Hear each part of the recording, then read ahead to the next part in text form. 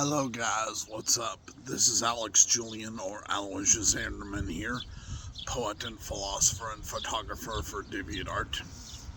Now definitely, when it comes to literature, if you think about it with true and honest perception of reality, it would not make sense if you knew someone, one person, who was owning a collection of, like, let's say, hundreds of books.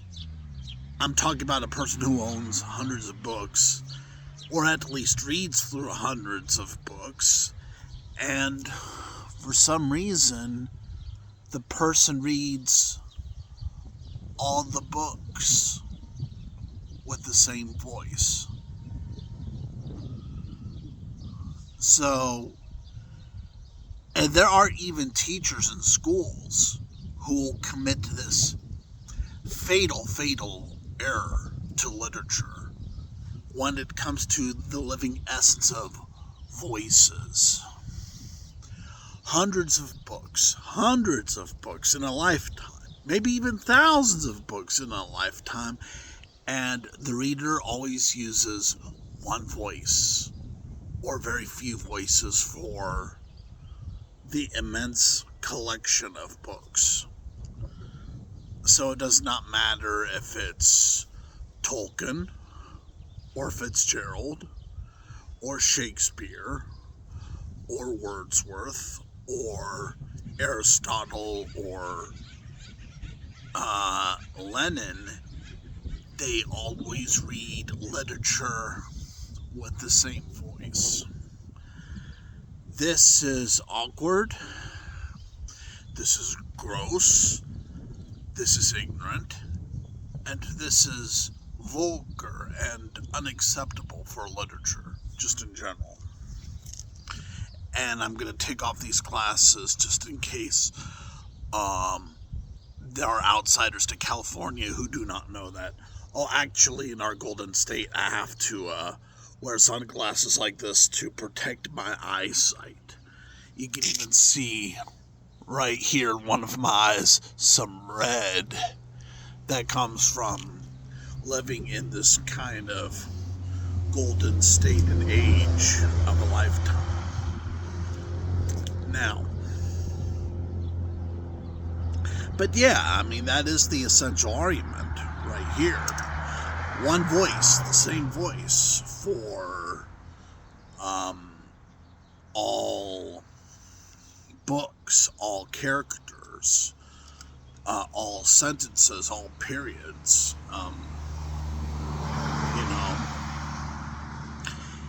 I guess to really be, in fact, this is not even a guess, this is a thought, because this is the truth. To really be a good reader of literature, to be a good reader of books, you guys need to learn how to use different voices on your own to read out the books. Or else otherwise, you will sound like a monotone. And that is not healthy for literature, because literature thrives today on voices, as in different kinds of voices. And even with literature from the past, as in books that came before the invention of television, it really helps to read different books with different voices, so as we do not become so confused by the voices in books. Because after all, I mean, there would be some imaginary conversation that can allow for there to be flexibility of the voice anyway. And that is especially true concerning literature that's 200 years old, or 300 years old, or 400 years old, or 500 years old. You know, there's a lot to say in this sense about literature, as in where literature goes for the voices. I could wear these sunglasses to protect my eyes. as you can see here. And just when I reflect on my eyesight with this ray of sunshine hitting on me, my voice can seem to be stimulated to change from one to another, and and you could even be in an enclosed room with different people and hear different voices, So, and definitely this is why collectivism can be a contradiction in terms. Let's say you wear your heart out on your wrist. You wear your heart at your wrist. Would you divide your heart into millions of pieces and give them to all the people around you and say that there's heart for everybody? Well, there's that stability of the person, and there's that stability of the personality. And in some ways, yes, you have your own voice. But in another sense, there are other voices. So what is this video about for philosophy for today? Well, think about it. Voices, as in voices. I mean, it is good to have a different range of voices so we can all come to terms with literature and where meanings go on what definitions and on what sentences and on what paragraphs. It's very important. And I hope you guys learned something from this video and take it to heart, because, well, if you're a giant, and if you're a giant with a heart, can you divide your heart into equally big hearts, or would the hearts be smaller?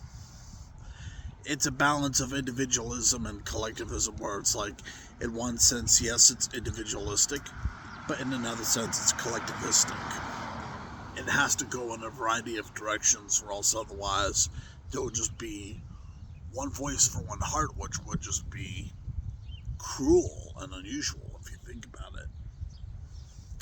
Because I think all of us should be capable of some voice acting here and there, with ranges, with variations, with choices and differences.